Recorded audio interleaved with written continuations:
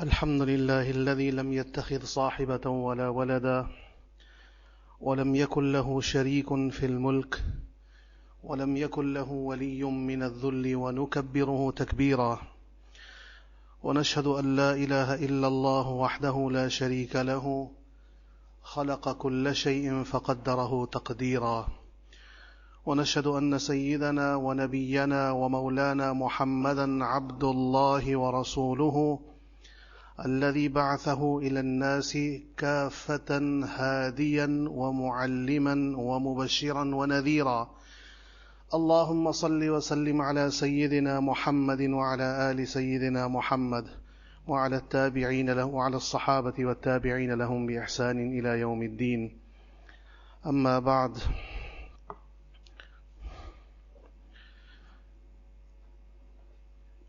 We have now reached the Khilafah of Sayyidina ʿUthman ibn Affan radiyallahu anhu wa ardaahu. In the previous two lectures we have been discussing the Khilafah of Sayyidina Umar ibn al-Khattab radiyallahu anhu.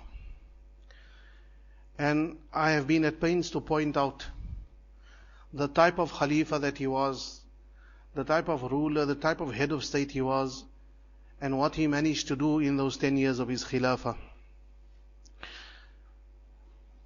Whilst a lot can be said about the personality of Umar, the type of person that he was and what he brought to the Khilafah, it must also be understood that one man alone does not make a state. One man, together with the assistance of his governors, together with the assistance of all the appointees of state, all the apparatus of state, the armies, their commanders, the regional governors, the persons in charge of departments, all of them contribute to a successful state. Much of it, the bulk of it, of course, credit therefore goes to Sayyidina Umar himself. But Sayyidina Umar would not have been able to do what he did if he did not have the type of helpers around him that Allah Ta'ala had blessed him with. The type of governors that he had, one of them was a person called Umair ibn Sa'd. Sayyidina Umar had appointed him the governor of a city called Hims in Syria. It was his habit to ask the people whenever they come for Hajj or Umrah, they come to Medina, to ask them, how do you find your governors? To get a report from the people. How do you find the commander of your city, the governor of your city? So they say, he's a good man, we have a few problems with him though. He asks, what are the problems? He says, that man only comes out when it's midday already. In the morning you don't find him at his post working.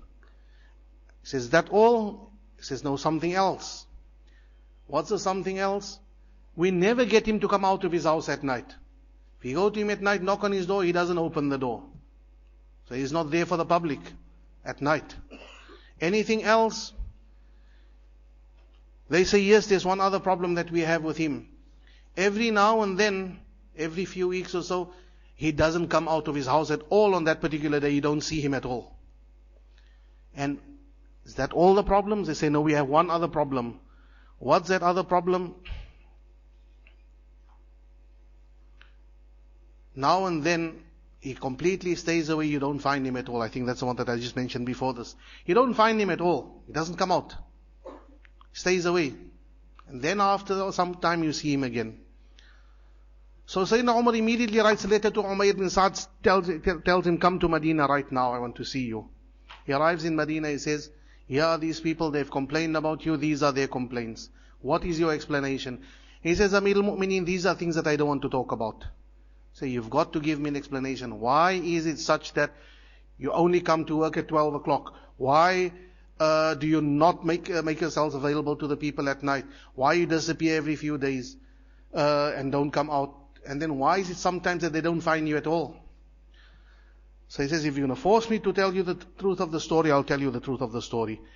12 o'clock, what we would call 12 o'clock, but after a few hours have passed since the morning, then only he comes out, he says, Amir al-Mu'mineen, my wife at home does not have any helper.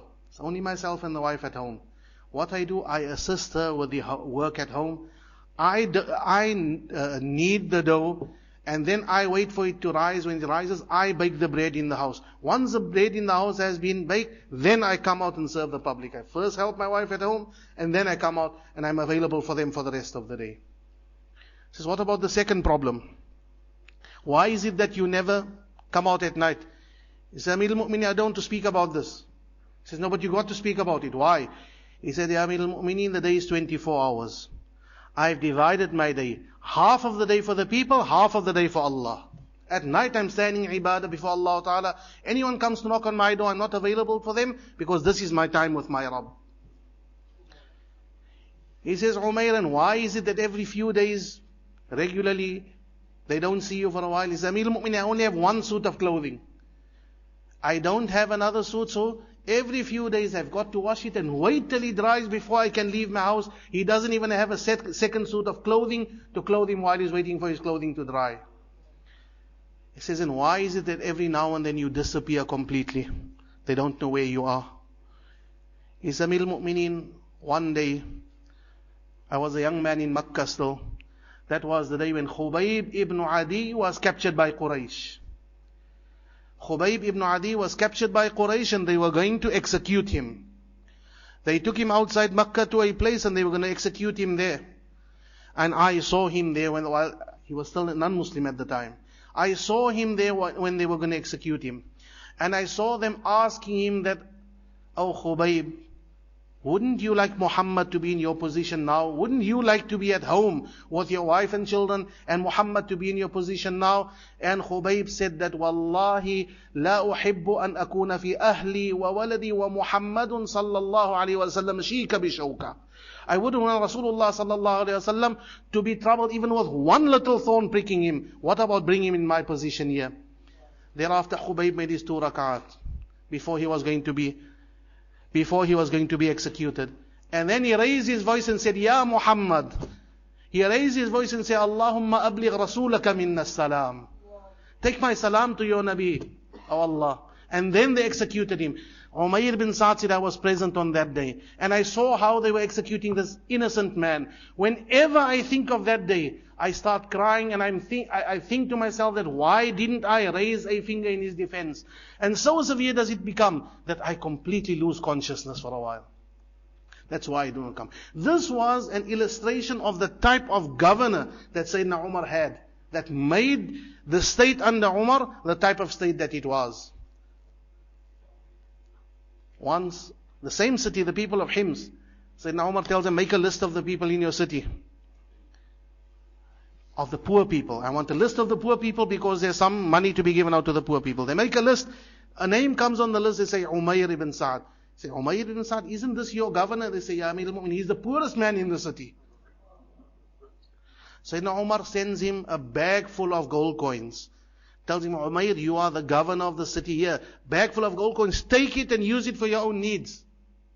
He takes it home. He tells his wife, a very, very big musibah has today fallen upon us. What is the musibah? He says, I was in the company of Rasulullah sallallahu alayhi wasallam and this musibah didn't strike me. I was in the company of Abu Bakr and I never saw a musibah like this. It had to be in this time of Umar that I'm tested like this. She asked him, what is it? He says, Umar has sent me money. 1,000 or 400 gold coins in it. What do I do with it? She says, well, we have certain needs at home. He says, yes, we do have certain needs at home. But did you know, my wife, that the poor people, the fuqara, will go to Jannah 500 years before the rich? Let us take this money and distribute it. Inshallah, we will be amongst those that will enter Jannah. First of all with the fuqara. This was the type of governor that Umar had. It was people like this that made that state great once upon a time. But times change. Sayyidina Umar is eventually murdered. Sayyidina Umar is murdered. And then he appoints a group of 6 persons. Ali, Uthman, Sa'd ibn Abi Waqqas, Abdul Rahman ibn Auf, Talha and Zubayr. He says, I'm not appointing a Khalifa after me. What I am doing, I'm going to appoint a committee of such men that are elected. I select them on the basis of توفي رسول الله صلى الله عليه وسلم وهو عنهم راضي. Such men that Rasulullah sallallahu alaihi wasallam was happy with them the day that he passed away. He was pleased and content that these were men that could carry his deen forward. So I'm going to appoint this committee. Amongst themselves, they are going to select the next Khalifa. With them, there is going to be one other person. He says, my son Abdullah ibn Umar can sit along with them as well.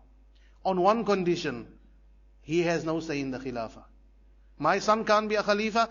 It's sufficient for the family of Umar that one of us had to carry this load. One is sufficient. We don't want another Khalifa in this family, because being a Khalifa is not an honor. Being a Khalifa is a huge load to carry. So for the family of Umar, it is sufficient. One of us has been the Khalifa. The only reason why he's being put there is a kind of consolation. He's lost his father now. He's lost his father. Make him part of the committee. He is there only as a tiebreaker. If it comes to 3 against 3, then they will have to decide. Abdullah ibn Umar will play a role as a tiebreaker. Anyway, that committee then sits together. They decide what to do. How to go about electing the next Khalifa. They divide into groups. First of all, Sa'd ibn Abi Waqqas speaks and he says that, I've got no interest in being the Khalifa. Whatever was mine, whatever haqq I have here, I'm giving it to Abdul Rahman ibn Auf. Whatever rights I had, as one of 6, I'm giving my haqq up to Abdul Rahman ibn Auf. Talha says, whatever I have, I'm giving it to Uthman. Zubayr says, whatever I have, I'm giving it to Ali. So you find how many persons left now? It's only Abdul Rahman ibn Auf and Ali and Uthman. Out of 6 persons, it's now reduced to 3 only. Why? Because 3 persons have said, we've got no interest. I've given up my right to the other, each one said. So Abdul Rahman then says, I've got no intention of being the Khalifa either. But if the 2 of you are happy, then I will conduct the process from here onwards, the electoral process, and we will see that between the 2 of you, who are we going to select? So, from 6 candidates, it came down to 3 candidates. Then 1 candidate withdrew from the race as well. We left with 2 candidates. And he asks them, is it okay with you that I take the process from here forward? They say, oh, it's fine. What does he do for the next few days? Abdul Rahman ibn Auf goes around to the Muhajirin and the Ansar and consults with them. We've got 2 candidates. If you had a choice, who would you select? If you had a choice, who would you select? And he goes all over Medina and he speaks to all of them. He's taking into consideration the public feeling, the public opinion. Eventually he comes in and informs them that he's spoken to everyone. Just about everyone wants Uthman as their Khalifa. Therefore, he says, Uthman, give me your hand. And he gives him his bay'ah, you are our new Khalifa. Sayyidina Ali ibn Abi Talib, disappointed. You're in the final race. You could have been there, disappointed. But what comes first and foremost? The unity of the Muslims come first and foremost. He is the next person to place his hand in the hand of Uthman ibn Affan. Uthman is the Khalifa. Ali will be his supporter. He'll be his advisor as he was the advisor of Umar. But he will lead no rebellion against Uthman. He will support him as he had supported those before him. So Uthman becomes the new Khalifa. Who is this Uthman? Let's go back with his history. From the time that he was a young man in Makkah, when he was a young man in Makkah, his family is Banu Umayyah. Rasulullah sallallahu alaihi wasallam is Banu Hashim. These 2 families are closely related to one another. Closely related, often intermarried with one another, to the extent that Uthman had high hopes of marrying the daughter of Rasulullah sallallahu alaihi wasallam, Sayyida Ruqayyah. But then before Nubuwwah came, Rasulullah sallallahu alaihi wasallam had given this daughter of his, Ruqayyah, in marriage to her cousin, his cousin, his uncle Abu Lahab's son Utbah. He had given this daughter of his in marriage to Utbah. Then came Islam, and Abu Lahab orders both his sons who had been married to the 2 daughters of Rasulullah sallallahu alaihi wasallam. He ordered both his sons, you divorce the daughters of Muhammad sallallahu alaihi wasallam. None of those marriages had been consummated yet. The 2 daughters of Rasulullah sallallahu alaihi wasallam were repudiated by the sons of Abu Lahab, sent back home to their father. And then Rasulullah sallallahu alaihi wasallam calls Uthman, and he gives his daughter Ruqayyah in marriage to Sayyidina Uthman radiyallahu anhu. Sayyidina Uthman was one of those first ones to have been called to Islam by Sayyidina Abu Bakr as-Siddiq radiyallahu anhu. The day after Abu Bakr became a Muslim, we discussed this before. He went about collecting other new converts, new recruits to Islam, one of the first ones that he met was Uthman. And he brought Uthman to Rasulullah sallallahu alaihi wasallam. Uthman became a Muslim, and Uthman became the son-in-law of Rasulullah sallallahu alaihi wasallam as well. But now Uthman belongs to one of the prominent families of Makkah. One of the prominent families, and was one of the richest families in Makkah as well. And his conversion to Islam obviously was going to create great problems for him. After a while, Rasulullah sallallahu alaihi wasallam gives him permission. He says, Uthman, take your wife, my daughter Ruqayya, and the two of you go on hijrah. The first hijrah in the history of Islam, the first hijrah to Habasha, to Abyssinia, Rasulullah sallallahu alaihi wasallam takes Uthman and his daughter Ruqayya and says, the two of you make hijrah in the path of Allah Ta'ala. Rasulullah sallallahu alaihi wasallam said, this hijrah was the first hijrah since the time of Ibrahim alayhi salam and Lut alayhi salam. The first couple to make hijrah in the path of Allah was Uthman and Ruqayya. They go to Habasha, they stay there for a while, and afterwards they come to Medina and join Rasulullah sallallahu alaihi wasallam in Medina. When the Muslims came to Medina, there was very, very little fresh water for them to drink. Those who owned wells made money out of their wells. There was a lot of money to be made, so you charge. Someone comes to your well, and your well has sweet water, you pay for it. And that person makes some money out of it. Rasulullah sallallahu alaihi wasallam went to the person, spoke to him, wouldn't you make it waqf for everyone, open for everyone's use? He says, look, this is my only income that I have. It's the only income, I've got no other source of income. I have to make business with it. Rasulullah sallallahu alaihi wasallam announces, isn't there someone that will buy this well for us? Sayyidina Uthman comes to hear about this. He comes to Nabi sallallahu alaihi wasallam and says, Ya Rasulullah, if a man buys this well and gives it in the cause of Allah, will you guarantee him water from Jannah, inshallah? Rasulullah sallallahu alaihi wasallam says, most certainly. He says, Ya Rasulullah, I have already bought it and given it to the Muslims. It's open for everyone's use. Bi'r Ruma, the well of Ruma, was bought by Uthman at a time when Muslims needed it most. The wealth of Sayyidina Uthman radiallahu anhu, that Allah Ta'ala blessed him with, he used that wealth in the cause of Islam to support Muslims with it whenever the need called for it. He bought this well, and whoever drinks from that well, the sadaqah jariyah of it goes back to him. Then came the battle of Badr. At the battle of Badr, Rasulullah sallallahu alaihi wasallam takes a group of the Sahaba and go out to go and waylay the caravan of Abu Sufyan coming back from Sham, and eventually leads to the battle. Sayyidina Uthman very much wanted to be part of that expedition. But Ruqayya radiyallahu anha, the daughter of Rasulullah sallallahu alaihi wasallam, was lying on her last.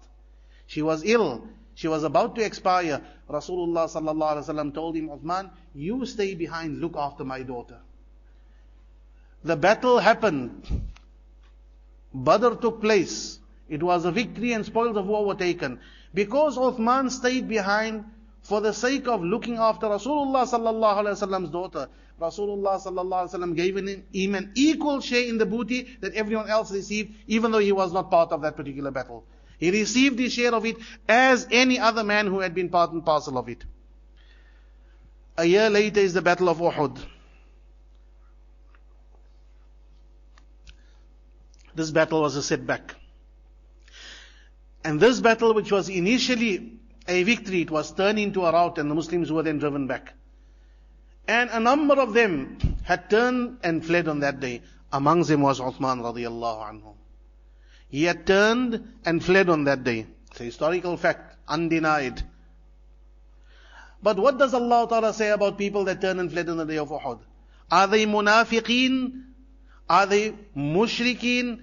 Are they to be condemned for that act from now till the day of Qiyamah? Allah Ta'ala says, إِنَّ الَّذِينَ تَوَلَّوْا مِنْكُمْ يَوْمَ الْتَقَى الْجَمْعَانِ. Those who turned on the day when the two armies met, إِنَّمَا اسْتَزَلَّهُمُ الشَّيْطَانُ بِبَعْضِ مَا كَسَبُوا. What happened is that shaitan had made them slip. There's nothing wrong with their iman. They are mu'min. In every sense of the word, they are mu'min. But on account of some of their deeds, these weren't men that were malaika or anbiya. They also had certain mistakes. But on account of some of those, shaitan had caused them to slip at that moment. It was a mistake, it was wrong, but it was not on account of lack of iman. Therefore Allah Ta'ala says, وَلَقَدْ عَفَى اللَّهُ عَنْهُمْ. Allah had forgiven them.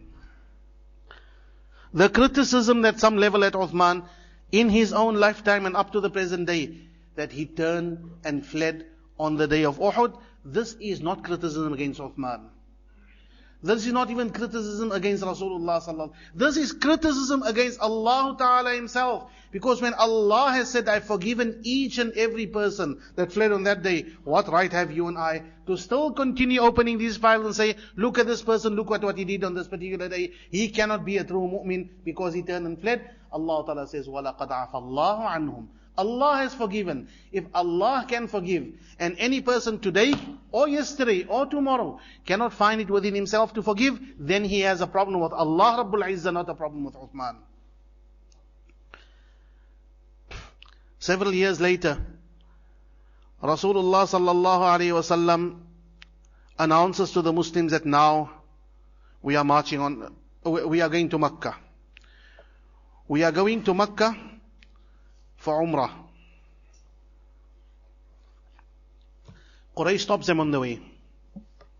At Hudaybiyah, you can't go beyond here. Stop right here, you're not coming into Makkah. So they make an agreement. They make an agreement, inshallah next year you'll come back.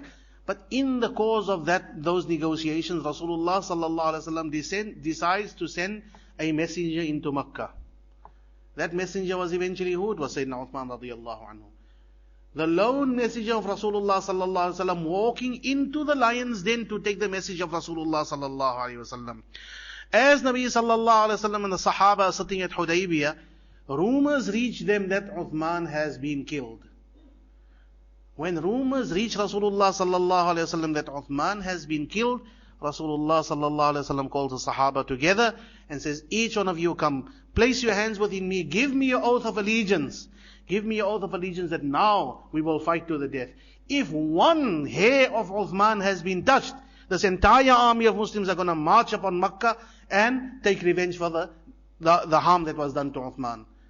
Allah Ta'ala was so happy with that act of the Sahaba, when they came one by one, each one to place his allegiance in the hands of Rasulullah sallallahu alaihi wasallam and say, we are prepared to fight till death if someone touched a hair of Uthman.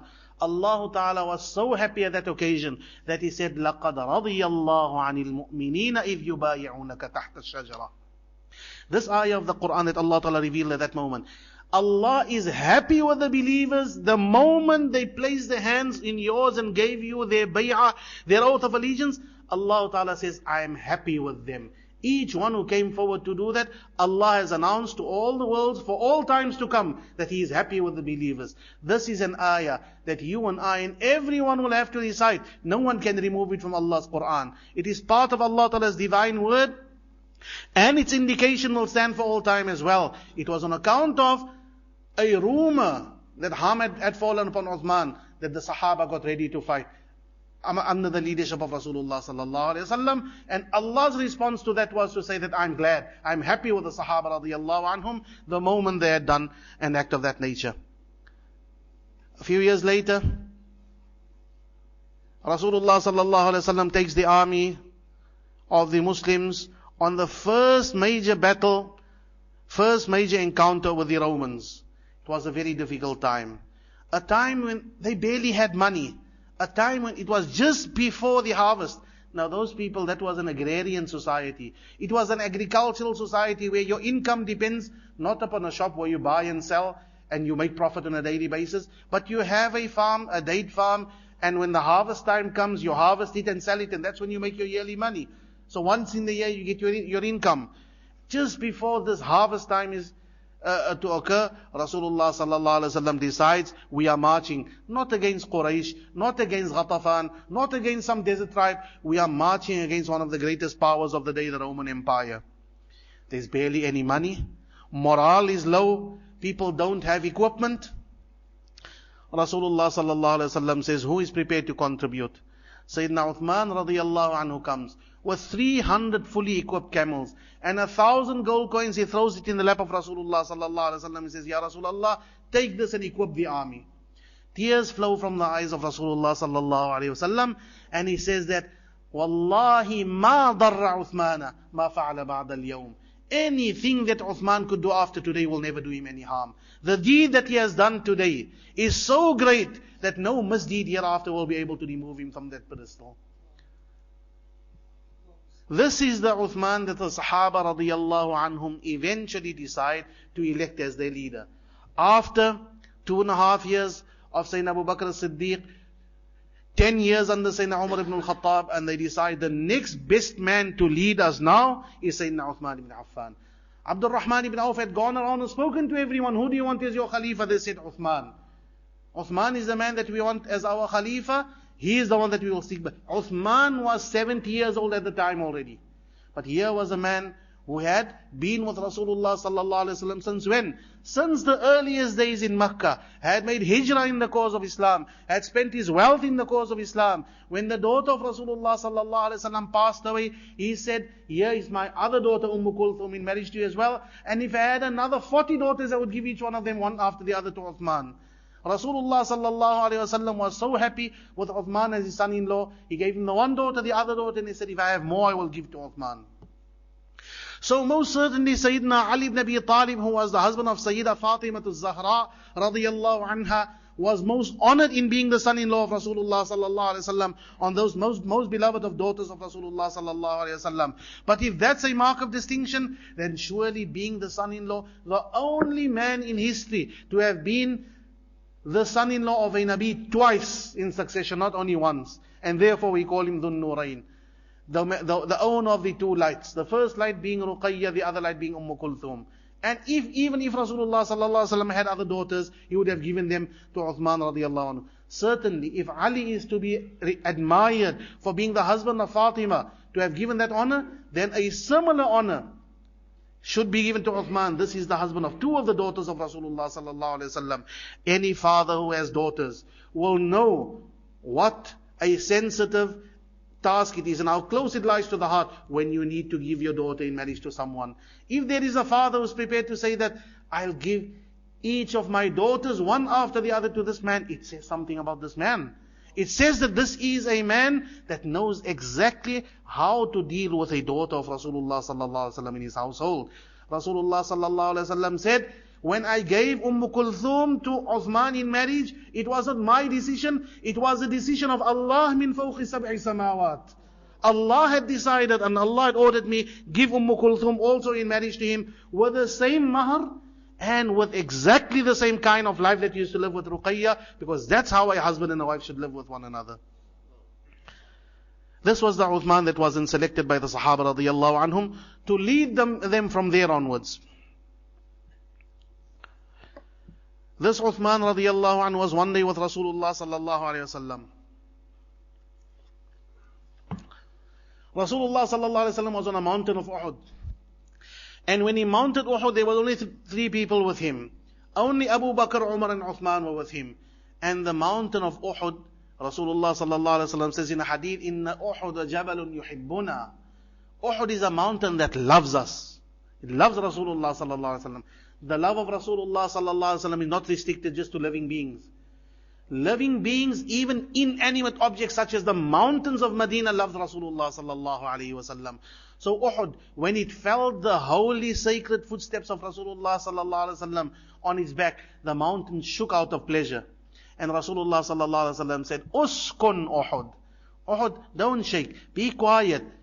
Now listen carefully. فَمَا عَلَيْكَ إِلَّا نَبِيٌّ وَصِدِّيقٌ وَشَهِيدًا. On you at this moment you have no cause to shake, because upon you there is only a Nabi, only a Siddiq with Abu Bakr, and two Shaheeds, two martyrs. Rasulullah sallallahu alaihi wasallam had predicted the martyrdom of Uthman from that time already. Two martyrs on you. The one had already become a martyr, that was Sayyidina Umar ibn al-Khattab radiyallahu anhu. Allahumma arzuqni mawtan fi baladi nabiyik warzuqni shahada. He asked Allah Ta'ala to be a shaheed, but to die in Medina, he had been given that. And here's Uthman. One day Rasulullah sallallahu alaihi wasallam was sitting. Hadith is in Sahihain, Bukhari and Muslim. Rasulullah sallallahu alaihi wasallam was sitting in the garden of one of the Ansar, and he had a little well, and Nabi sallallahu alaihi wasallam was sitting on the edge of the well with his feet hanging down. At the door of the well, of the garden, was standing Abu Musa Ash'ari. He said, Abu Musa, stand there, and whoever comes in, stop him and ask. So the first one to come was Abu Bakr radiyallahu anhu. He knocked on the door. Abu Musa asked, who is there? He says, Abu Bakr. He says, Ya Rasulullah, Abu Bakr is at the door. Nabi sallallahu alaihi wasallam says, إِذَا لَهُ وَبَشِّرْهُ بِالْجَنَّةِ. Tell him to come inside. Permission is granted for him to come inside, and at the same time telling that I'm giving him the glad tidings of Jannah as well. Second person comes knocking is Sayyidina Umar ibn Khattab radiyallahu anhu. Man bil bab, who is at the door?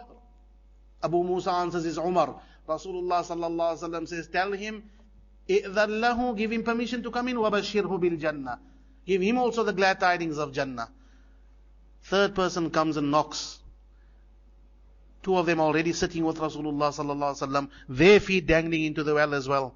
Third one comes, it's Sayyidina Ūthman radiyallahu anhu. He knocks on the door.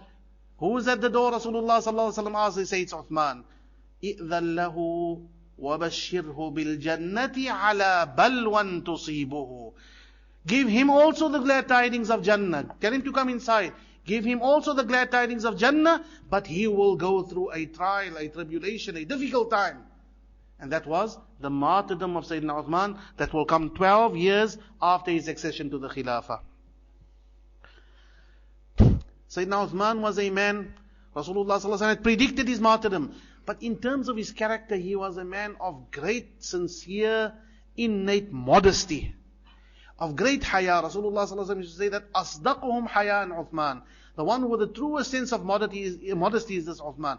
Nabi sallallahu alaihi wasallam used to sit with Abu Bakr and with Umar and chat with them normally, casually, and be draped with his clothing casually draped over him.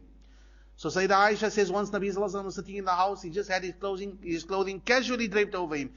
Abu Bakr came and he entered and Nabi sallallahu alaihi wasallam continued like that. Umar came and entered, Nabi sallallahu alaihi wasallam continued chatting casually to them like that. Then Uthman came and knocked on the door. Nabi sallallahu alaihi wasallam says, who's there? He says, Uthman. He sat up straight and put on his clothing properly. Sayyidah Aisha asked him after, Ya Rasulullah, my father Abu Bakr came and you continued casually chatting to him, casually dressed. Umar came and the same, and then came Uthman. He says, Ya Aisha, Ala astahyi mimman tastahyi minhu al-malaika. Shouldn't I have this haya, this modesty from a person that even the malaika, when they see him, they feel shy? Such was the haya of Sayyidina Ūthman radiyallahu anhu. The qualities that this man had, his haya, his generosity, his preparedness to sacrifice what he has for the cause of Islam. All of these were the things that led eventually to the Sahaba saying, this is the man that we want to lead us from here onwards. So Sayyidina Ūthman assumes the mantle of the Khilafah. He becomes the Khalifa after the death of Sayyidina Umar ibn al-Khattab radiyallahu anhu. But now there's something that we need to understand, and this is our original point of departure. Sayyidina Umar had men such as Umayr ibn Sa'd, men such as Sa'id ibn Amir, this kind of governors that you can depend upon. But times change. How many years have passed already? 12 years have passed since Rasulullah sallallahu alaihi wasallam's time. Uthman himself is an old man. He is 70 years old already. Now, when time starts changing, then what? You've got to get fresh blood. And the Muslim empire is huge. In the time of Sayyidina Uthman, it spreads. Khurasan is taken. They conquer into Central Asia all the way up to what we know today as Afghanistan. That's on that side. On the other hand, into Africa all the way, and they penetrate into Spain at that time already. Islam has become a world empire. You need a lot of functionaries of state. You need a lot of new people to deal with this new society. And you're not going to find men of the caliber of Sa'd ibn Abi Waqqas, Ammar ibn Yasir, Abu Dharr al-Ghifari. You won't find them as much as Sayyidina Umar used to find them. So you have to make do with what? What does a governor need to be? He needs to be very efficient, and he needs to be a good Muslim as well. Now those who were with Rasulullah sallallahu alaihi wasallam, the Muhajirin and Ansar, these are men already advanced in years. Can they still fill the same positions? Some of them might, but they are getting old. You don't have the luxury which Sayyidina Umar had. So first of all, Umar was a very stern ruler. Umar had his finger on everything that's happening all over the empire. Uthman, by contrast, was a much softer person. A much softer person, much more lenient person. Umar had the advantage of a generation of men schooled in the Masjid of Medina under the hands of Rasulullah sallallahu alaihi wasallam. Uthman had to make do with the children of those who had just become Muslim recently. So often he had to appoint governors who were not quite the same type of governors that they had in the time of Umar. Umar had the luxury of such governors that he could depend upon. Not a single cent will go missing because he's watching. Uthman, the much softer and more lenient person, is living at a time when there's much more wealth around in society, number one. Society has changed. All these great conquests the monies that flowed into the coffers of Medina. Remember what Umar said? When everyone was happy, look at all the monies flowing in, and his tears were flowing from his eyes. And he says, this is the door of fitna which is already opening here. Everyone's becoming much richer. And what happens when you get richer? The discontent starts coming out. You have a problem with this, and you have a problem with that, and you have a problem. The difficult days, everyone made sabr together. Now, when everyone is happy, and everyone has wealth, and everyone is eating well, and everyone owns land and has houses, this when you sit back in your chair, and you have, over the weekend, you sit in the stoop and start discussing politics. This governor is not a good one. That one is not a good. Did you hear what that one has done? Our previous governor used to be like this, and look at these youngsters running the scene now. It's not the same any longer. This is the state that Uthman had to contend with. So he's not Umar. He's a different person. Society is not the same, and times are not the same any longer. So rumors start going about. People start murmuring, and they start clamoring against what is happening now. What they knew once upon a time, and what they're knowing now, is not like it was in the time of Umar any longer. It's not like it was in the time of Abu Bakr any longer. I said about Umar was a very hard act to follow. It's not easy to be on the state of Umar. How much did Umar have to deny himself to be the Umar that he was? To be the man that he was? To do things for the Ummah. And Umar was at that time, when Umar became the Khalifa, on top of it, he was 10 years younger than what 10 years? Almost 20 years younger than Uthman was. When Umar died when he was 63. So that means he became the Khalifa when he was about 53. Uthman is becoming the Khalifa at the age of 70. He's already advanced in years. Times are different. Society is different. Much more money around, therefore much more discontent. And one very, very important factor that we cannot afford to lose sight of if we are going to engage in an analysis of the events that lead up to the martyrdom of Sayyidina Uthman radiallahu anhu. The fact that we've conquered so vastly and widely, from the time of Abu Bakr and Umar, and now in the time of Uthman, the fact that we've conquered nations and brought Islam to them, and Islam is ruling this huge swathe of land from east to west, did it go? How well did it go with the original inhabitants of that land? The people who lived there before, those Jews, those Christians, those Zoroastrians, how happy are they with the fact that yesterday these desert rats called Arabs were our subordinates? In fact, we did not even want to call them our subordinates. Today they are ruling us. We are living in South Africa. We are living in a post-94 South Africa. Ask those who were rulers before 94 how they feel about it now. Gister was hulle nog daar in die township, and now they are ruling us. The same kind of scenario, take it there. The Persians, who were the Yahud and the Nasara, all of these were people who were the masters of their own lands. They're not the masters of their own lands any longer. Were they going to take this sitting down, lying down? Many of them, the bulk of them did. But there were those few of them who were dreaming of regaining their stature, regaining their empire. They have failed to do so militarily. They faced the Muslims on the battlefield and they failed. Islam completely overran them. When you cannot achieve your aims on the battlefield, that's when you turn to third force activity. Subversive activity. Subversive activity.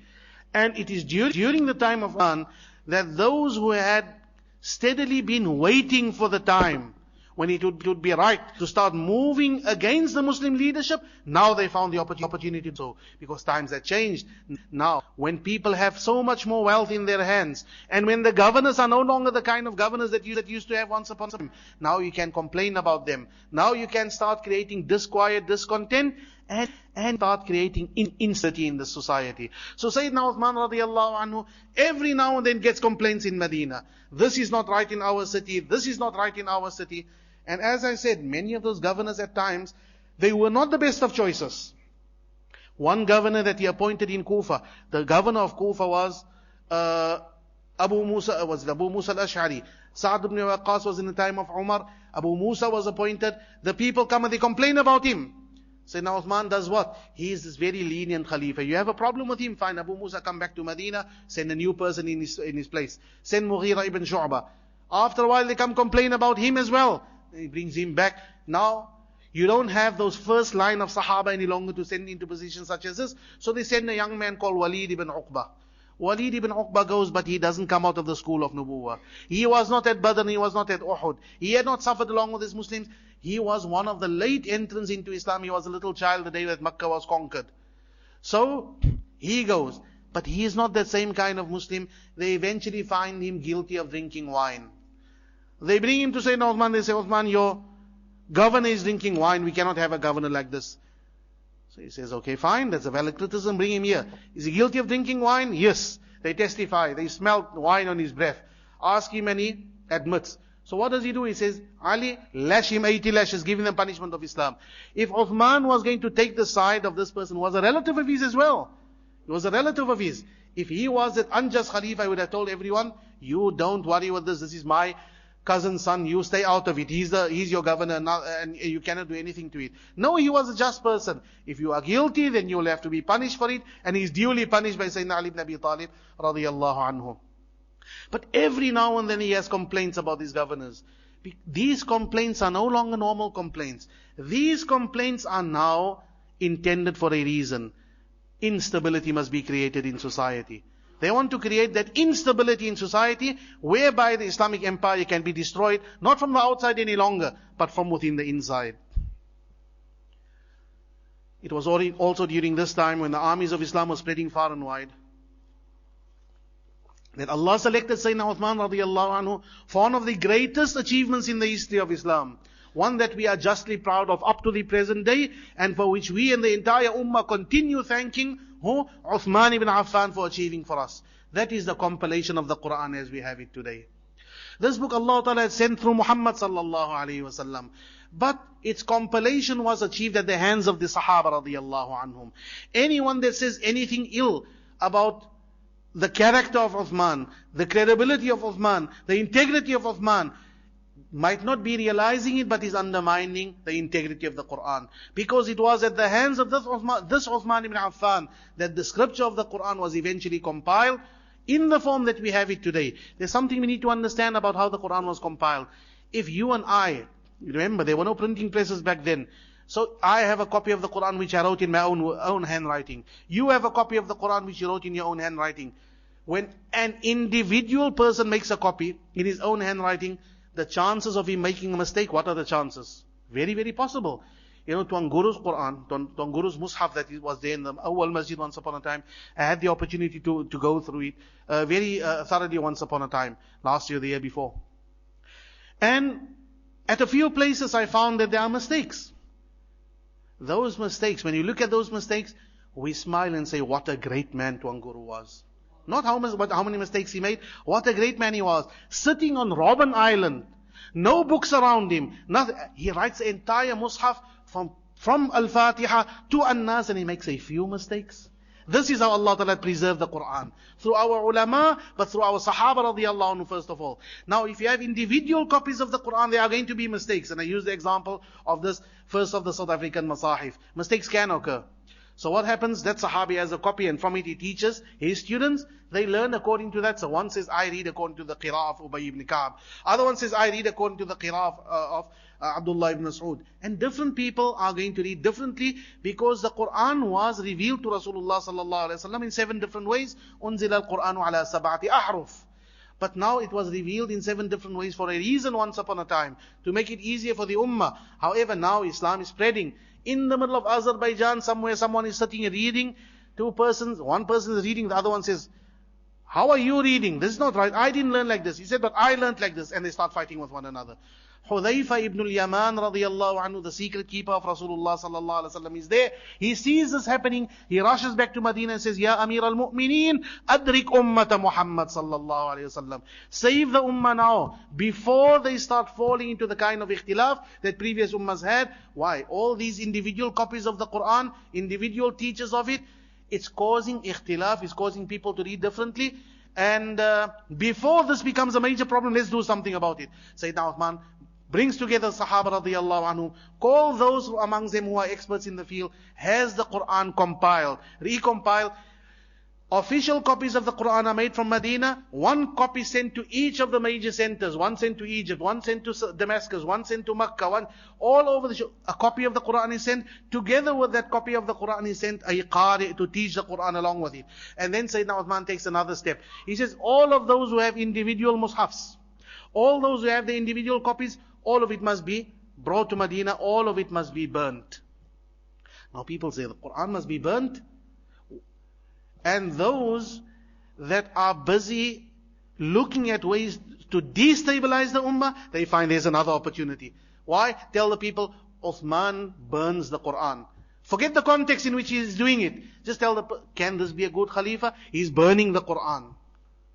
So you take a fact like that, you tear it out of his context, present it to people in a particular way, then you tell them, Uthman burns the Quran. Then you tell them, Uthman only appoints his own family as governors. Then you tell them, Uthman, you see what the rich man is? He's got long fingers taking out of the Baytul Mal. And what he's taking out of the Baytul Mal, he's giving it to his own family. And in this way, the destabilization process is happening.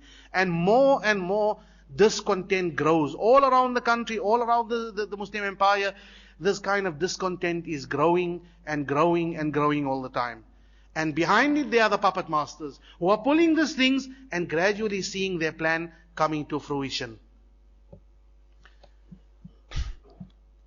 What is the achievement of Uthman is turned into an accusation against him. The fact that he has preserved the Quran, even that too is not good enough. They say that too is a bad thing. Anyway, eventually, the puppet master sitting behind the scenes, and the name of the puppet master is Abdullah ibn Saba. He was a Jew from Sana'a in Yemen, and he was the man who was sitting behind the scenes and pulling the strings. I spoke about this before. I'm speaking about him again today. He is the man pulling the strings from behind the scene. He was this Jew who had decided that Islam is going to be destroyed from the inside. How did he do it? By creating division within Muslim ranks. And the death of Sayyidina Uthman was the first major breach that happened in the armor of Islam. He had to have it such that the Khalifa must be killed. If the Khalifa dies a natural death and the next Khalifa is elected, Islam will go on as normal. But he has to drive a wedge in between the Muslims on account of which they can start fighting. Then you stand out of the water and you just watch how they kill one another. This is exactly how a third force operates. So anyway, he's operating in this way all over the show. Sometimes in Kufa, sometimes in Egypt, sometimes in Basra. And they sweep up the feelings against the Khalifa. Eventually they wait for an opportune moment. They wait for the right moment. That right moment is the year 35 after the Hijrah. In the year 35 after the Hijrah, the message is sent out to a group of people from Egypt. A group of people that have been adequately prepared already. That have been agitated, they have agitated amongst them. Those people have been swept up into a fervor. They are ready to march on Medina. But they cannot tell everyone that they're marching on Medina. They cannot tell everyone that we're going to kill the Khalifa.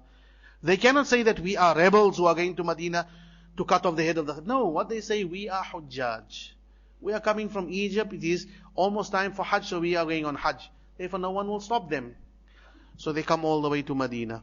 In Medina, many of the eminent Sahaba have left for Hajj already. The armies are on the outskirts. The armies are in Asia, the armies are in Africa, all over. And the people of Medina are but a handful. These people enter Medina, they come marching up to the house of the Khalifa. They demand justice. What do they demand justice for? The complaints that they're raising against Uthman are those very same complaints that the Shia are still repeating up to today against Uthman. What are the complaints? They say, Uthman, you are appointing your own family only. Now Uthman had over 50 governors. Amongst them, if 5 or 6 were from his family, it's a lot. But this is how facts are misrepresented. And to use those particular governors, 2 things we need to consider. When Sayyidina Ali ibn Abi Talib became the Khalifa, he also appointed from amongst his own family. Abdullah ibn Abbas was appointed the governor of Basra. Ubaidullah ibn Abbas was appointed as a governor, perhaps of Kufa, not of Kufa.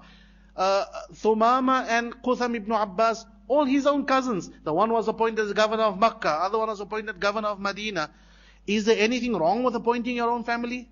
There's nothing wrong with appointing your own family. If the man is an efficient governor and he deserves the post, then so be it. If Uthman could appoint his own family, Ali could appoint his own family, what is the problem? On top of it, those people who were appointed by Uthman, many of them were old appointees that came over to him from the time of Umar. Muawiyah was the governor of Syria. Muawiyah was not appointed by Uthman. Muawiyah is an old appointee from the time of Umar. His elder brother was Yazid ibn Abi Sufyan. Yazid, the son of Abu Sufyan, was appointed by Sayyidina Abu Bakr to lead one of the armies that went to Syria. When he passed away, his brother Muawiyah was put into his place, and Umar kept him on as a Khalifa for the entire reign of 10 years. And Uthman just continued what Umar had. On top of it, many of Rasulullah sallallahu alaihi wasallam's own governors, many of Rasulullah sallallahu alaihi wasallam's own governors were from the very same family of Banu Umayyah. When Nabi sallallahu alaihi wasallam took over Makkah, and after that he went away from Makkah to fight the battle of Hunain, he had to leave a governor behind in Makkah. That governor was called Attab ibn Asid. He was from Banu Umayyah. Rasulullah sallallahu alaihi wasallam had no problem with appointing him. A 21 years old man from Banu Umayyah, Nabi sallallahu alaihi wasallam appointed him the governor. The father of Muawiyah was Abu Sufyan, who was one of the biggest enemies of Islam in his day. Rasulullah sallallahu alaihi wasallam appointed him to go to Najran and be the governor of the city of Najran. So many of the Banu Umayyah, of this very tribe of Banu Umayyah, were appointed by Rasulullah sallallahu alaihi wasallam. They were appointed by Nabi sallallahu alaihi wasallam because they were efficient governors. But now in the time of Uthman, suddenly becomes a problem. Why is it a problem? Why wasn't it a problem before it becomes a problem now? No, it is not a problem. It is an excuse. There are those who want to use this and say, Uthman, you are a bad ruler. You are appointing your own family. Your family is becoming rich at the expense of others. On top of it, they have a few other problems with him. They say, لَقَدْ حَمَيْتَ الْحِمَى. They say, you have taken areas and you've cordoned it off. No one can graze their camels in those areas. You have made what we would call reserves.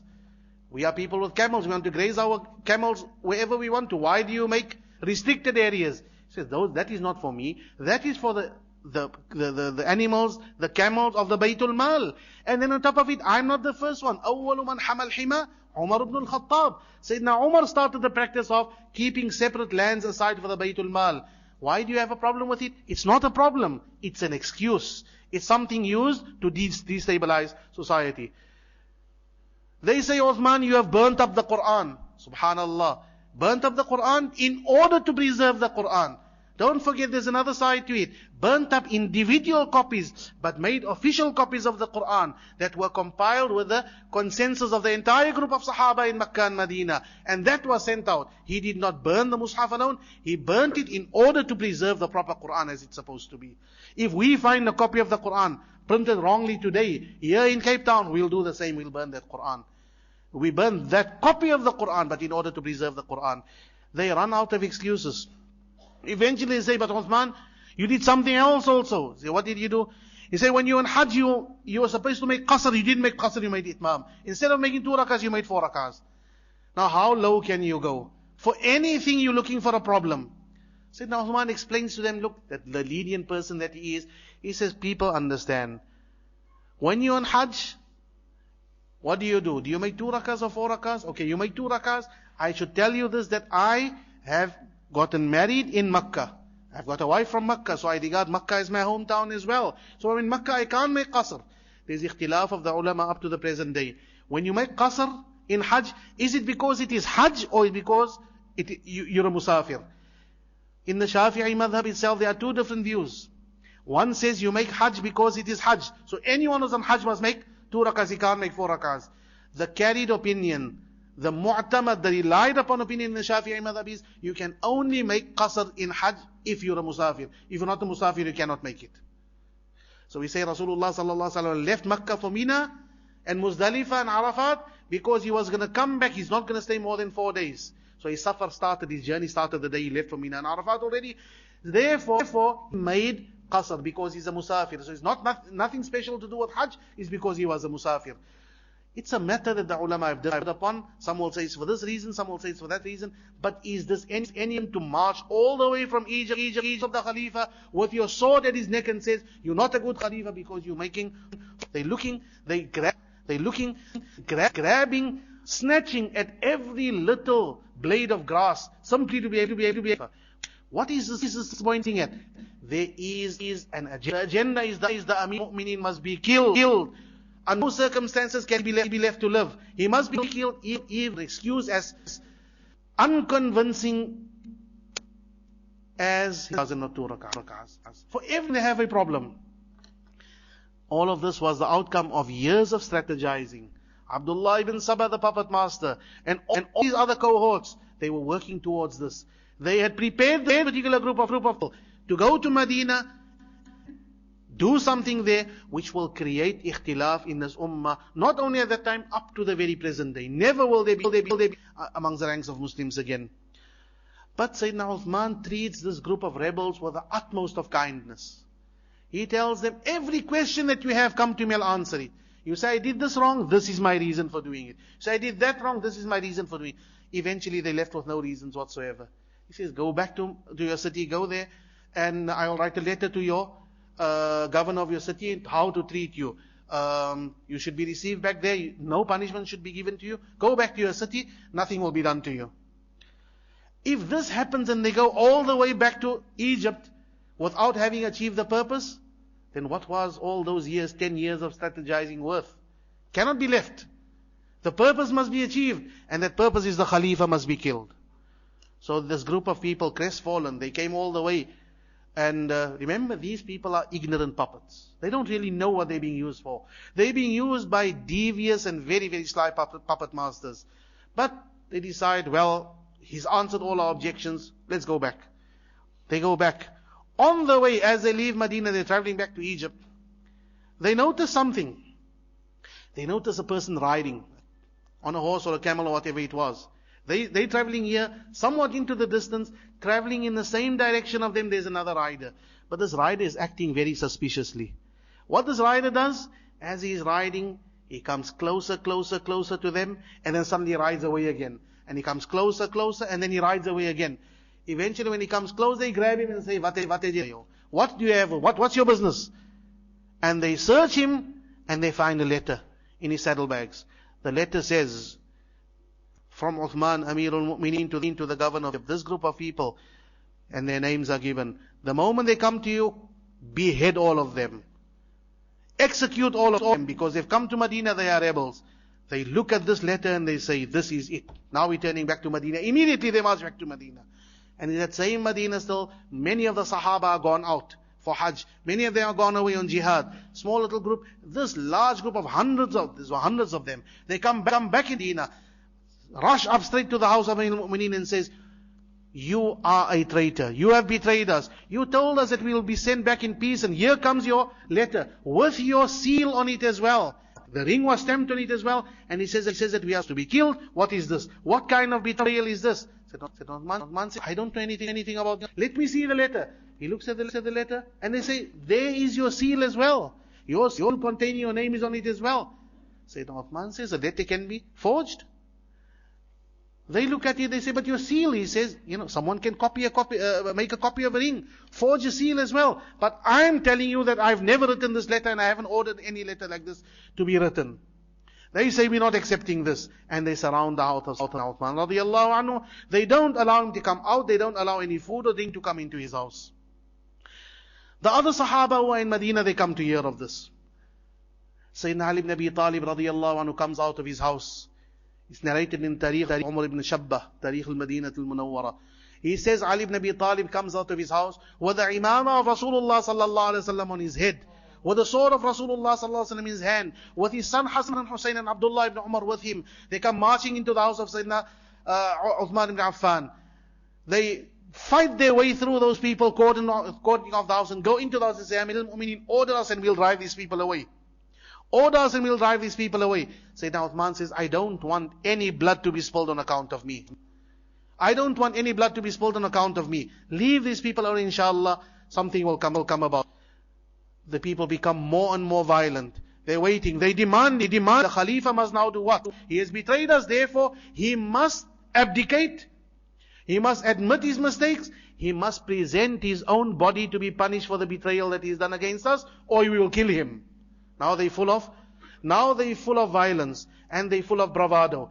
Because why? They've got this letter, this forged letter, that he said that Uthman wrote this letter to the governor to kill them. So they feel they have the moral high. Ibn Abi Talib radiallahu anhu goes back to his house. He hears about this. He tells his son Hassan Hussein, go there and defend Amirul Mu'mineen. Hassan and Hussein, they go to the house. Together with them is the son of Talha, the son of Zubayr, the sons of the Sahaba radiallahu anhum. Abu Hurairah is there. They stand there in defense, fight with those people. Hassan ibn Ali was wounded on that day as well. But Uthman comes out, he says, everyone please go to your homes. Don't fight on account of me. I don't want any blood to be spilled. He says, if there is any man here who believes that I have any sort of haqq over him, let him go back to his house. I don't want any fighting here. They keep him in this way. Some riwayat say 20 days, some riwayat say 40 days continuously. They don't even let fresh water into his house. He appears on the roof of his house and he speaks to them. He says, you are speaking of killing me. Don't you know that Rasulullah sallallahu alaihi wasallam said, لا يحل دم امرئ مؤمن إلا بإحدى ثلاث. Don't you know that a man cannot be killed? The blood of a Muslim is sacred except in the case of one of three things. What are those one of three things? Zinan ba'da ihsan, kufrun ba'da iman, wa qatl nafs allati harram Allah. If a married person makes zina, then there's the death penalty for that. If you become a kafir, you become a murtad after having been a Muslim, there's a death penalty for that. And if you murder, there's a death penalty. I haven't committed any of these three things. Why do you want to kill me? Why is it that you want to kill me? They don't have any answer, but they filled with a sense of self-righteousness. They filled with a sense of bravado. They think they have the moral high ground. And they insist, either you abdicate and bring your body. We want to punish you for that. This man is 82 years old. This is Sayyidina Uthman radiallahu anhu, 82 years old. They want to give him a lashing. These nobodies who come out of the middle of nowhere, march into Medina and demand that the Khalifa must abdicate and that they want to punish him. Sayyidina Uthman says, please, cool down, calm down everyone. Hopefully the situation will not go beyond this. He sends away from his house anyone who wants to defend him. Says, no defense required, everyone go back to your homes. The Sahaba think that inshallah, Amir al-Mu'mineen will handle. He handled it before. He managed to subdue everyone. He managed to send them away. And he's insisting that no one should defend him. No one could actually think that these people will be bold enough to carry their threats through and really to kill Amir al-Mu'mineen. Therefore everyone goes back to their homes. And then it happens that these miscreants, they start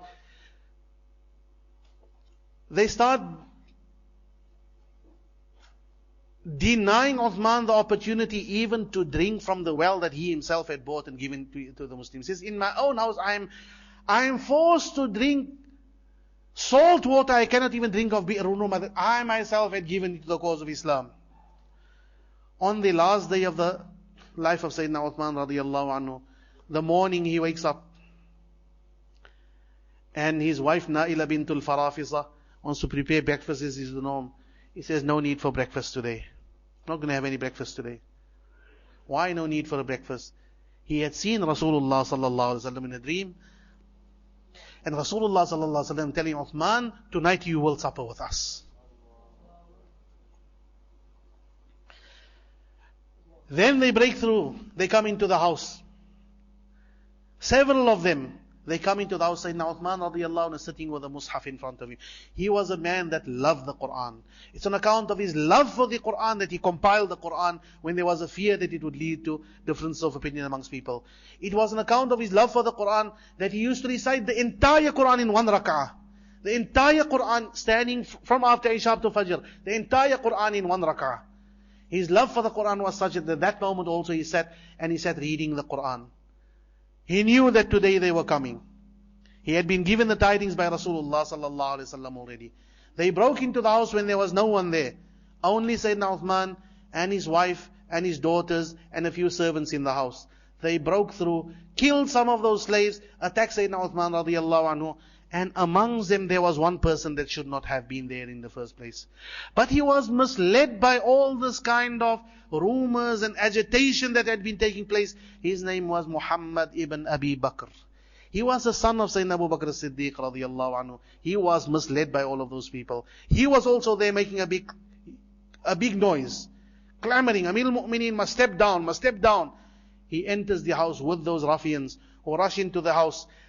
He comes to Sayyidina Uthman radiallahu anhu and grabs him by his beard.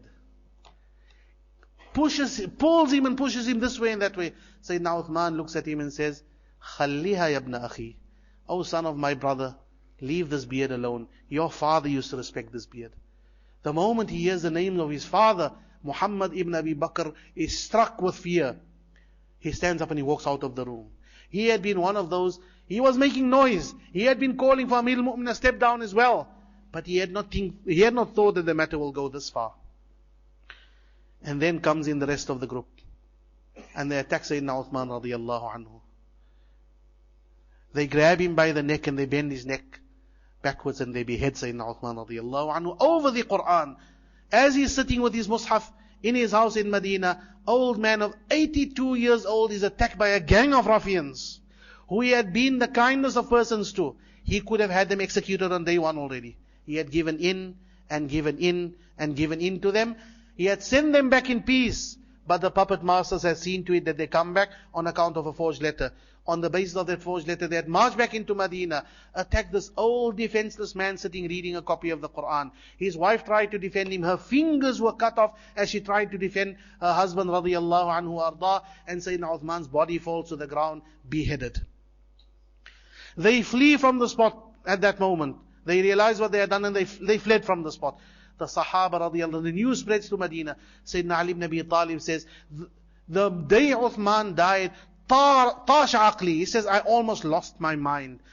No one had thought it will go to the extent where people will actually kill the Khalifa in Medina. This was a society for over 20 years. Islam had been building and building and building. But what no one had been aware of, that behind the scenes there had been others working for a different purpose.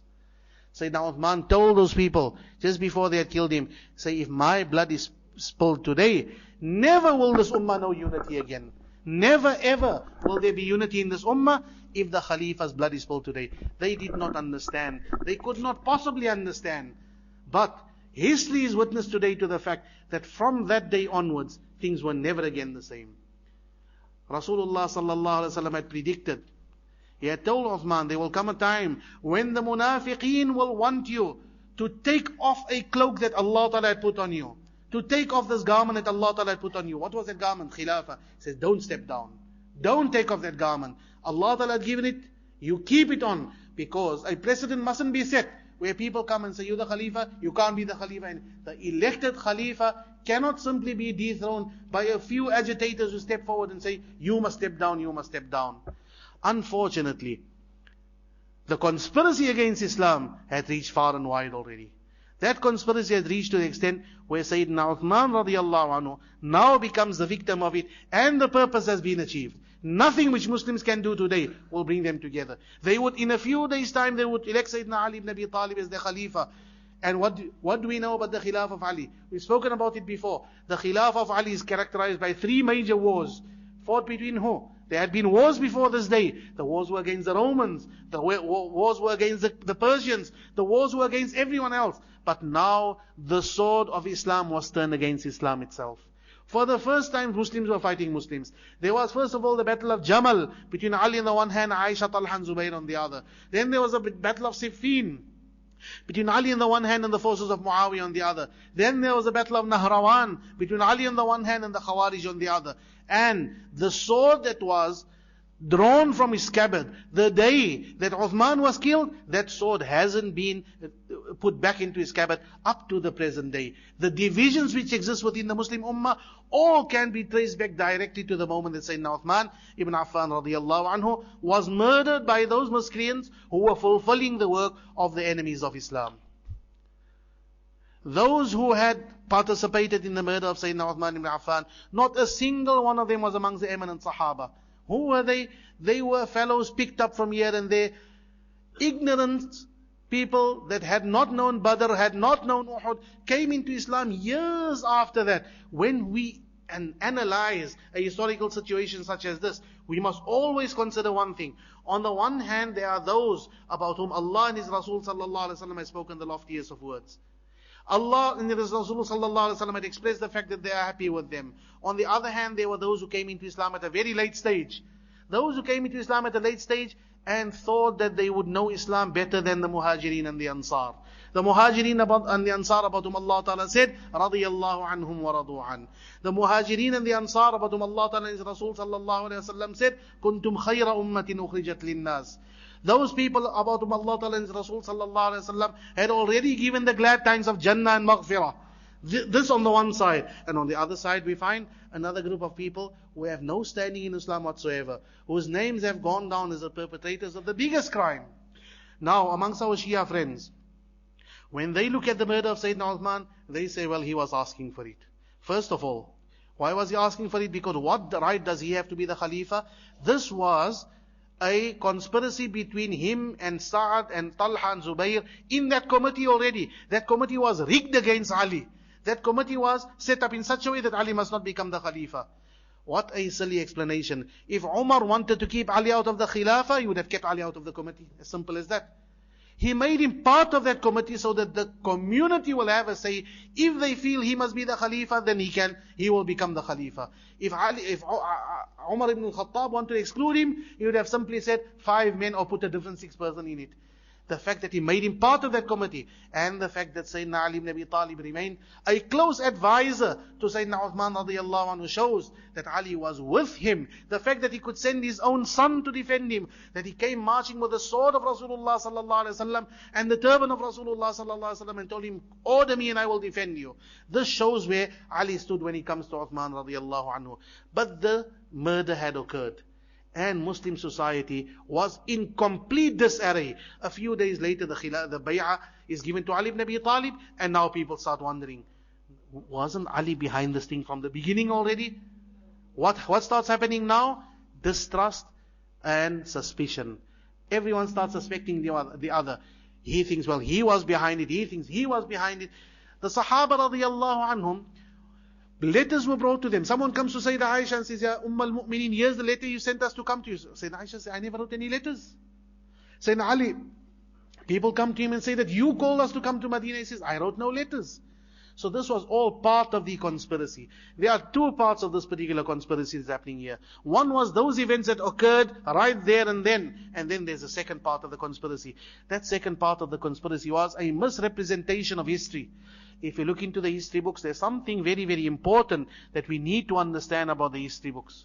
Everything in our classical history books, such as the history of Ibn Jarir al-Tabari and Ibn al-Athir, and this kind of histories, everything in there cannot be taken at face value.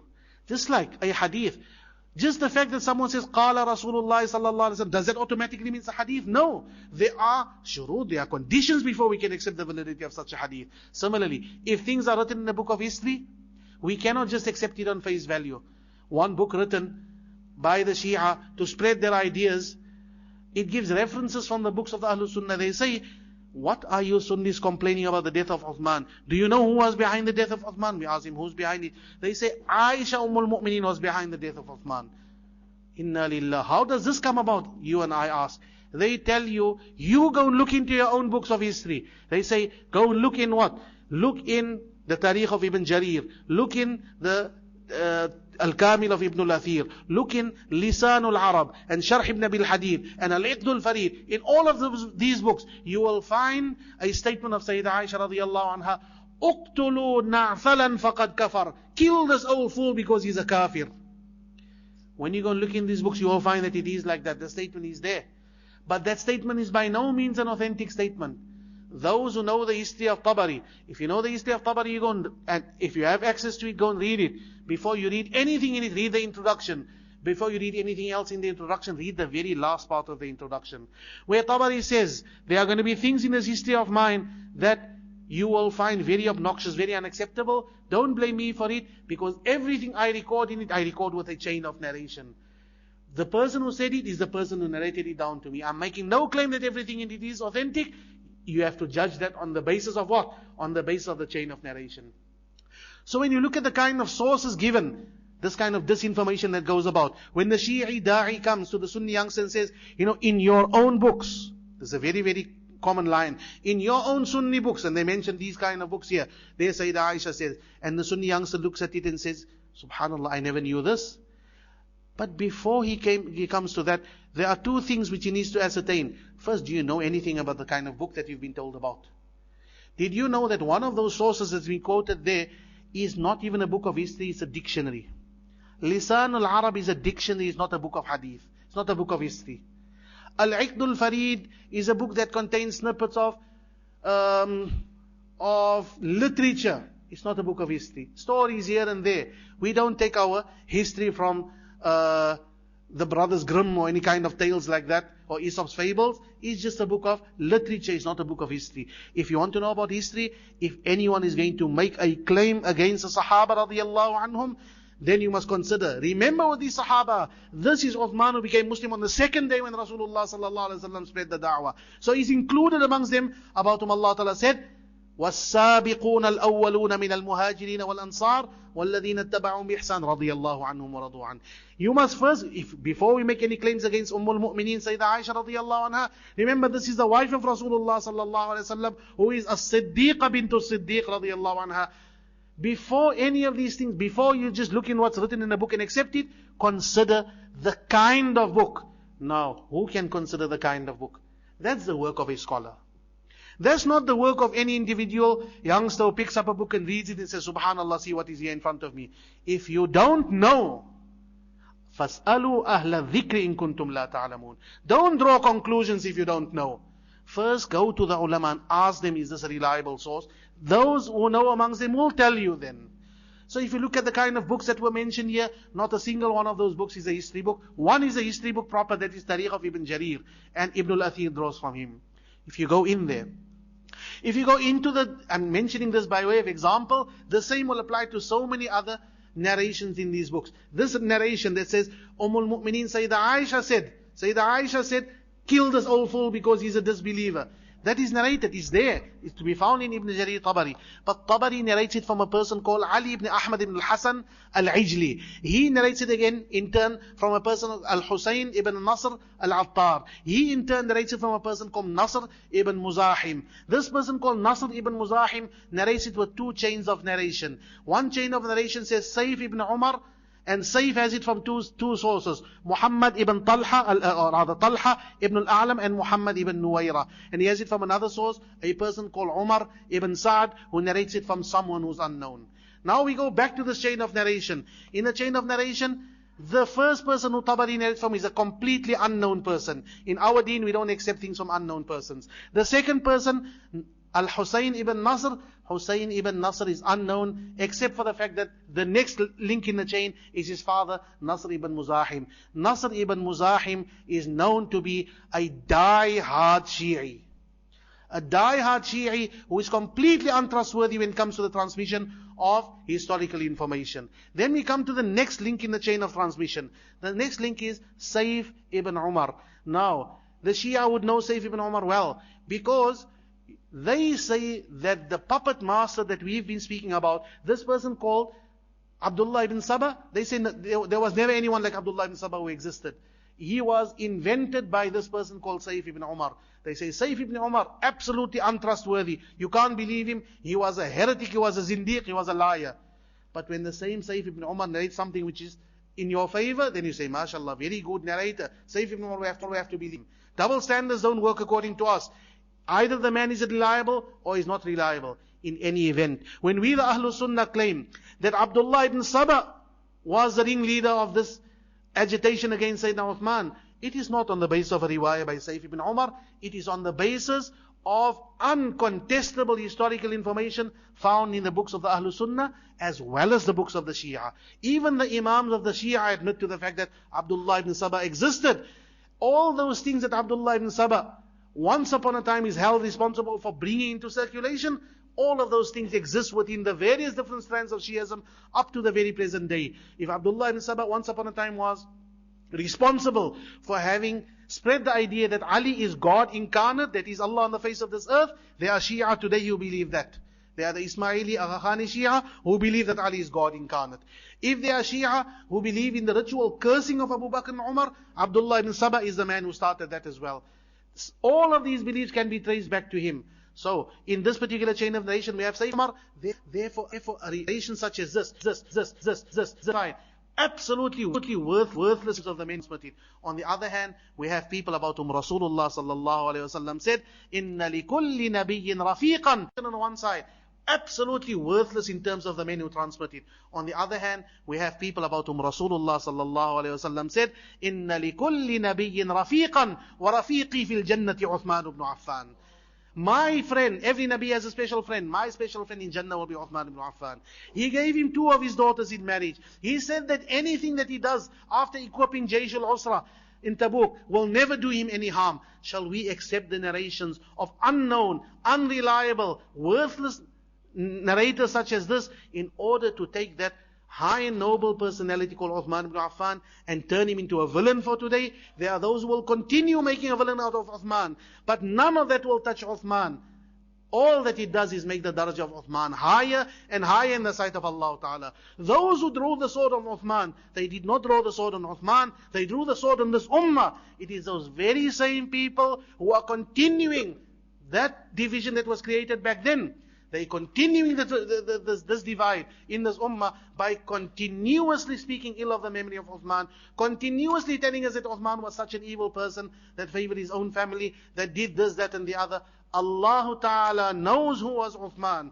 Allah will give Uthman what is his due. Rasulullah sallallahu alaihi wasallam had already told him, what is that due? What is that due? He will be in Jannah with Rasulullah sallallahu alaihi wasallam. On that day on Uhud, there was none upon Uhud except a Nabi, a Siddiq, and 2 shaheeds. One of those 2 shaheeds was who? Uthman ibn Affan radiyallahu anhu. When there was fear that one hair was touched on his head, Rasulullah sallallahu alaihi wasallam was prepared to go to war. Rasulullah sallallahu alaihi wasallam was prepared to go to war at Hudaybiyah, and Allah was so happy to see Rasulullah sallallahu alaihi wasallam and Sahaba prepared to go to war that He says, all of those Sahaba I'm happy with them. On account of who? On account of Uthman ibn Affan. That same Uthman's, not his hair, his entire head was cut off from his body. On that day, the result of that is, this ummah will never be able to regain its unity again till the end of time.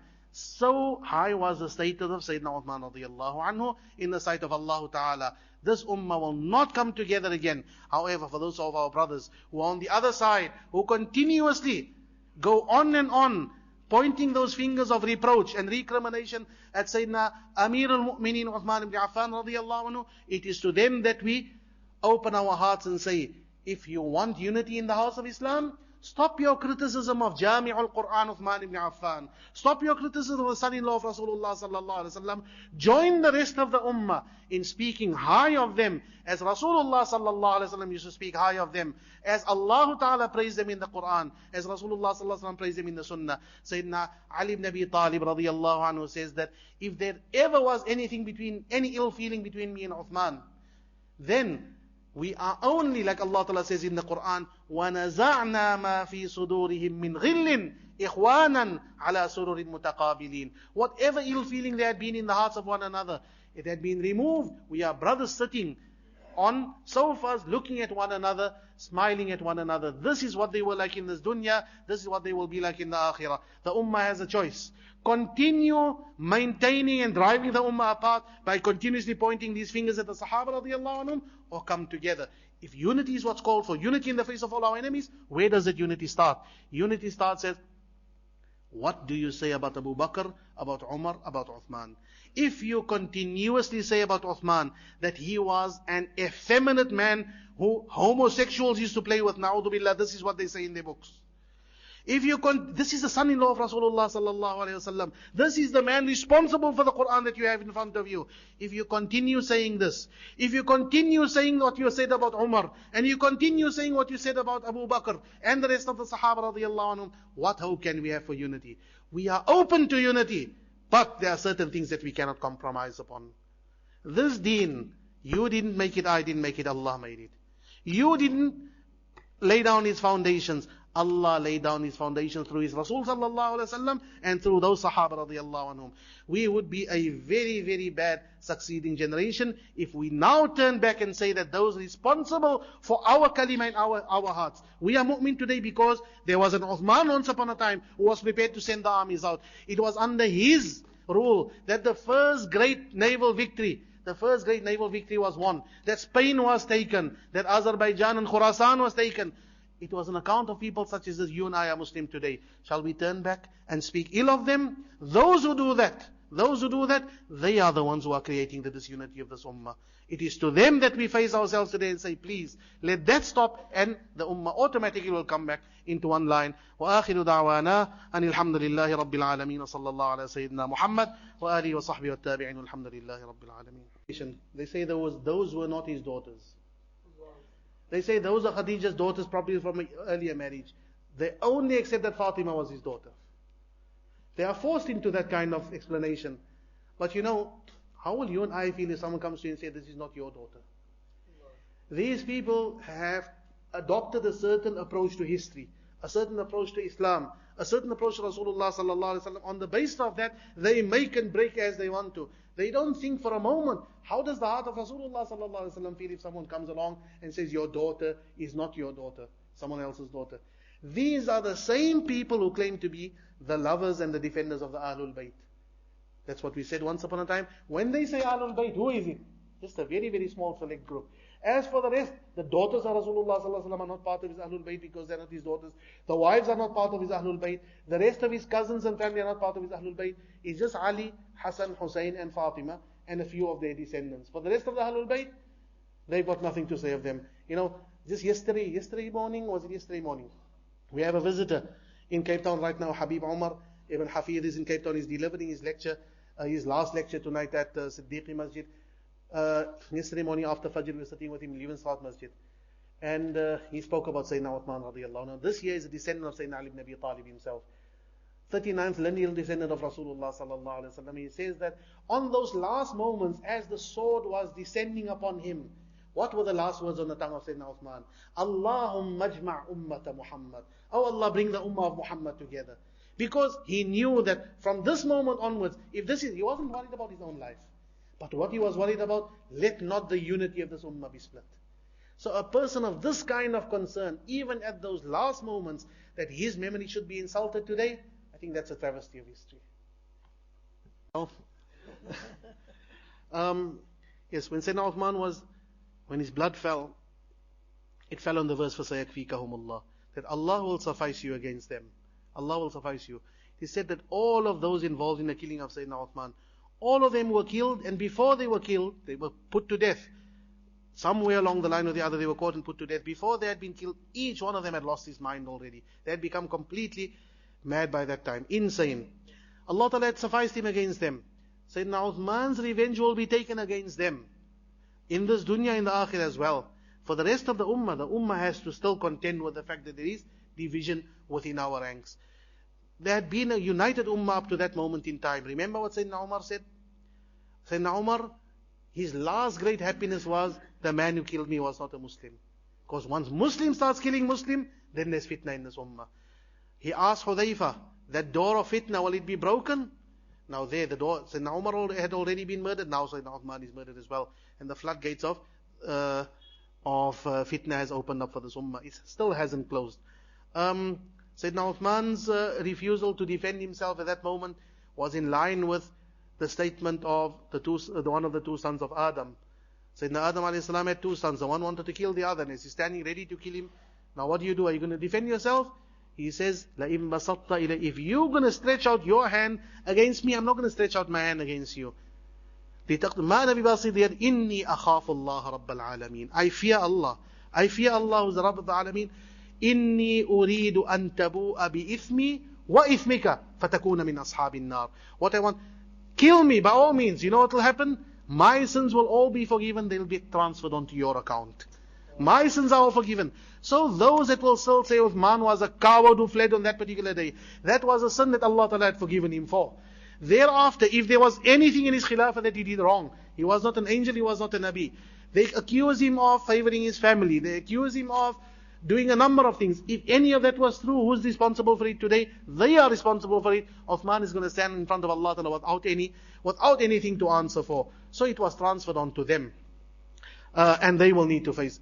Not only them, sharing with them in that particular responsibility will be all of those who continue speaking ill and besmirching the reputation of Sayyidina Uthman radiallahu anhu.